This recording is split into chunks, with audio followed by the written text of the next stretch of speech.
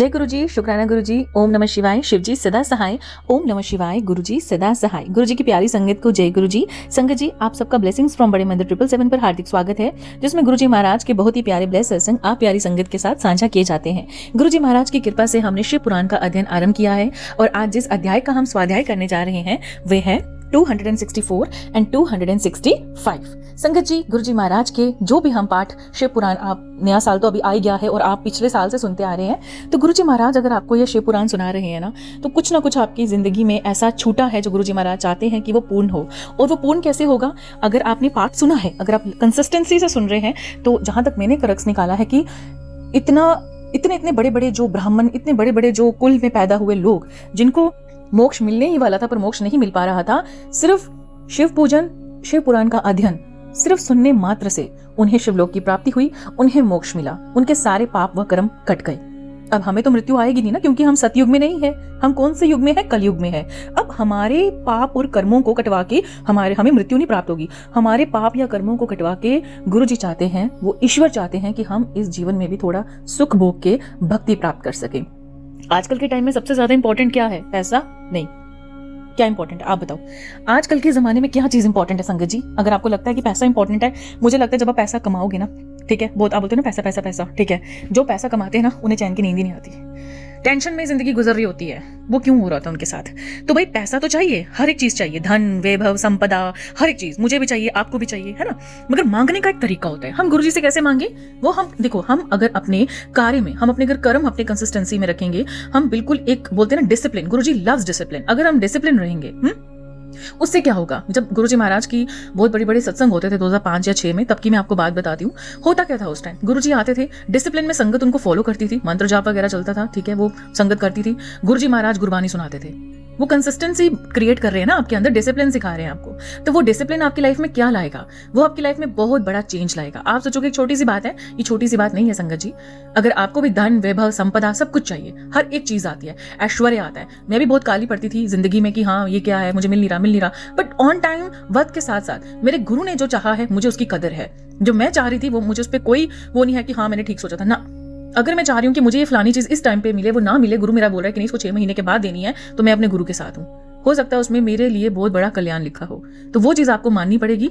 बाकी आपको मंत्र जाप नहीं छोड़ना है। और जो गुरुजी महाराज आपको पाठ सुनवा रहे हैं, अभी तो हम गुरुजी महाराज द्वारा बोली गई सारी बुक्स जो हैं, जितनी भी उन्होंने ग्रंथ किताबें हमें पढ़ने के लिए बोला है, वो सब आपके सामने मैं अपनी वाणी में जरूर सुनाऊंगी। गुरुजी की वाणी, सोना की जुबानी, ये आप सुनोगे ही सुनोगे। चैनल ही कोई क्रिएट करूंगी, एक ही चैनल रहेगा, पर उसमें मैं देखूंगी जो गुरुजी महाराज की बातें संगत के साथ हुई हैं वो भी आपके साथ शेयर की जाएंगी। तो आज का सर्वप्रथम हम देखते हैं कौन सा मैसेज आपको गुरुजी महाराज ने दिया है कार्ड्स के थ्रू, और साथ में फिर हम देखेंगे साथ में एक प्यारा सा पाठ जो गुरुजी महाराज चाहते हैं आप सुने, और जिसके सुनने के बाद आपकी जिंदगी में जितने भी कर्म हैं उल्टे सीधे से वो कट जाएं।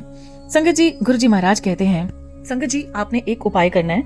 अगर ये जो सत्संग है आज का, पक्का कोई ऐसी संगत जरूर सुन रही है जिसको ये लगता है कि मेरे घर पे ब्लैक मैजिक है, मेरे घर पे नेगेटिविटी है, मेरे घर में किसने तंत्र किया है, मेरे सारे काम बांध दिए हैं, मेरे ऊपर ये हो रहा है तो मेरे ऊपर वो हो रहा है, मेरे बच्चों को नजर लग गई, कुछ ऐसा मेरे बच्चों के मार्क्स नहीं आ रहे, कुछ भी अगर आपको ऐसा फील हो रहा है ना, तो एक छोटा सा उपाय है। तो ये अगर आप करेंगे, ये मैंने एक ग्रंथ में भी देखा था और एक मैंने एक पुराण में भी देखा था। उसमें आपने पता क्या करना है, आप हो सकता है आप में से बहुत से लोगों को पता भी हो, आपने ना ब्रह्मकाल जो होता है हमारा ब्रह्म मुहूर्त 3 या 3:30 4 के करीब उठ जाना है, और अपने पास ना एक दिन पहले ही आपने पीली सरसों खरीद के ले आना, जिसको सेती सरसों बोला जाता है, और उसको पूरे घर में आप ना, जब आप 4 बजे उठेंगे, ठीक है, वो गुरुजी के स्वरूप के आगे रखना, बोलना गुरुजी ये रही सेती सरसों, अगर मेरे घर में कोई भी नेगेटिव एनर्जी है तो गुरुजी आज मैं इसको अपने पूरे घर में डालूंगी। और आपने क्या करना है, जैसे आपने ब्रह्मकाल में उठना है, ठीक है, 3 बजे उठो, 4 बजे उठो, जब भी आप उठते हो अलार्म लगा लेना।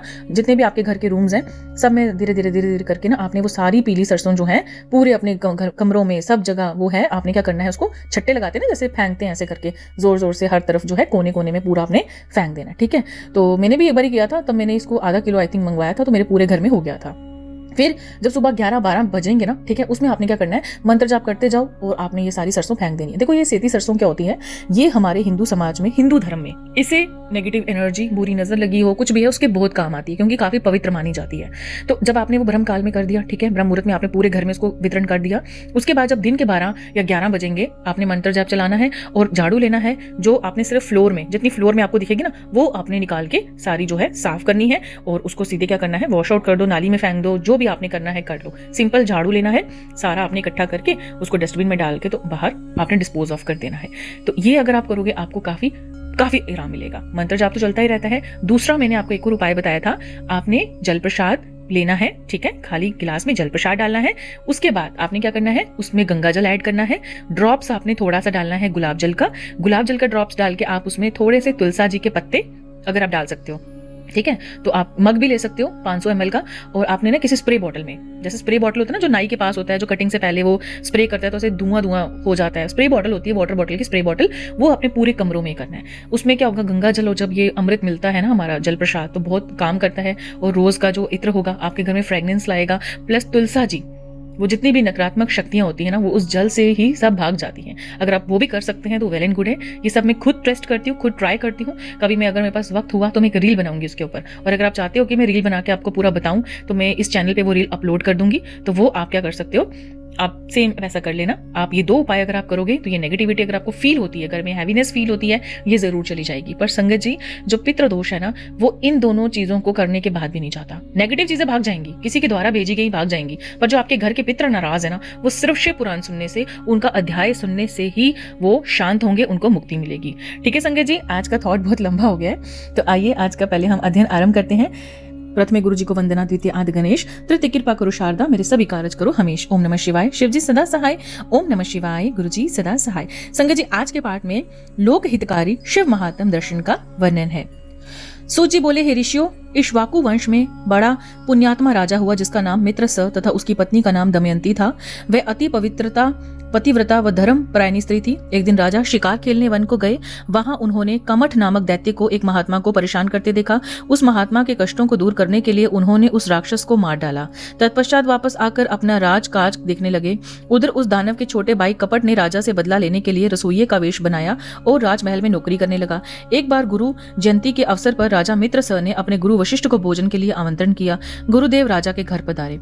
उस कपटी राक्षस ने राजा से बदला लेने के लिए खाने में मांस मिला दिया और वह भोजन वशिष्ठ जी को परोस दिया, परंतु गुरु वशिष्ठ ने भोजन करने से पूर्व ही जान लिया कि इस भोजन में मांस है। यह देखकर मुनि को राजा पर क्रोध आ गया और उन्होंने राजा को सदा के लिए राक्षस बन जाने का श्राप दे दिया। श्राप सुनकर राजा रोने गिड़गिड़ाने लगा और बोला, मुनि श्रेष्ठ, मुझे क्षमा कर दें, यह अपराध मैंने नहीं किया है। राजा के वचनों को सुनकर वशिष्ठ मुनि सोच में डूब गए। तब उन्होंने अपनी दिव्य दृष्टि से जान लिया कि अपराध रसोइये का है, जो कि वास्तव में एक राक्षस है। तब वे राजा से बोले, राजन, तुम्हारा रसोइया एक कपटी राक्षस है, उसी ने जानबूझकर भोजन में मांस परोसा है। मैं अपना श्राप वापस तो नहीं ले सकता, परंतु इसका असर कम कर सकता हूँ, तो 12 वर्षों तक राक्षस रहेगा। ये सुनकर मुनि वशिष्ठ वहां से चले गए। उस श्राप के कारण राजा राक्षस बन गया और वनों में भटकने लगा। वह जीवों को मारकर खाता था।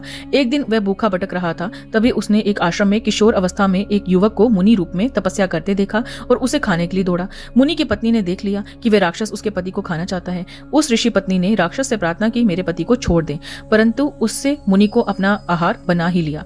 मुनि पत्नी शोक में डूब गई और उस राक्षस को श्राप देते हुए बोली, अरे दुष्ट राक्षस, तूने मेरे पति को मार डाला। मैं तुझे श्राप देती हूँ कि जब तू किसी स्त्री पर मोहित होकर उसके साथ विहार करेगा, उसी समय तेरी मृत्यु हो जाएगी।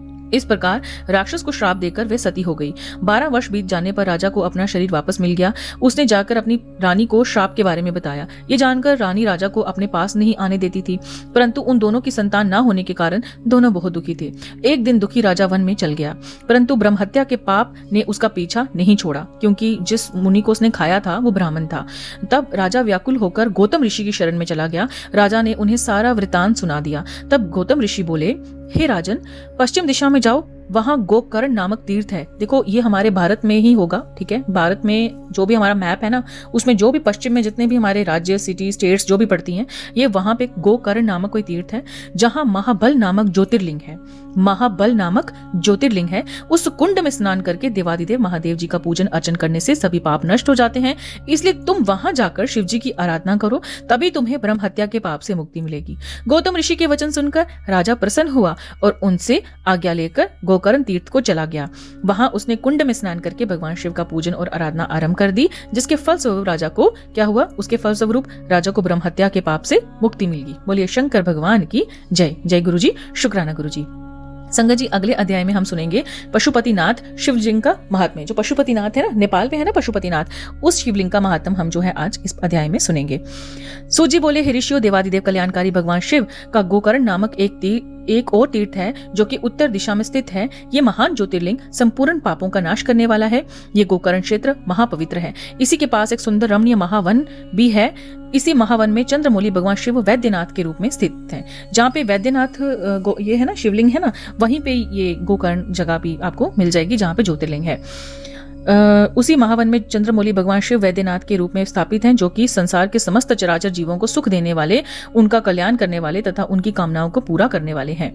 उसकी महिमा अद्भुत और अद्वितीय है। यहीं पर मिश्र ऋषि ने नामक एक सुंदर मनोरम तीर्थ स्थल है। मतलब इसी जगह पर एक मिश्र ऋषि नामक एक सुंदर मनोरम तीर्थ स्थल है। इस स्थान पर महर्षि दगीची द्वारा स्थापित दगीजेश्वर नामक ज्योतिर्लिंग है। इस पवित्र स्थान पर आने वाले श्रद्धालु जब तीर्थ में स्नान करने के पश्चात भगवान शिव का विधि विधान से पूजन करते हैं तो उनकी सभी कामनाओं को कल्याणकारी भक्तवत्सल शिव अवश्य पूरा करते हैं। तीर्थ में स्नान करने के पश्चात शिव जी के ज्योतिर्लिंग का दर्शन करने से सभी पाप नष्ट हो जाते हैं तथा सभी तरह के भोग और मोक्ष की प्राप्ति होती है। इसी प्रकार नेमिष नामक परम पावन तीर्थ है। यहीं पर ऋषियों द्वारा स्थापित ऋषिवर ज्योतिर्लिंग स्थित है। इसी पवित्र लिंग का श्रद्धा पूर्वक दर्शन करने से भक्तों के सभी दुखों और क्लेशों का नाश हो जाता है।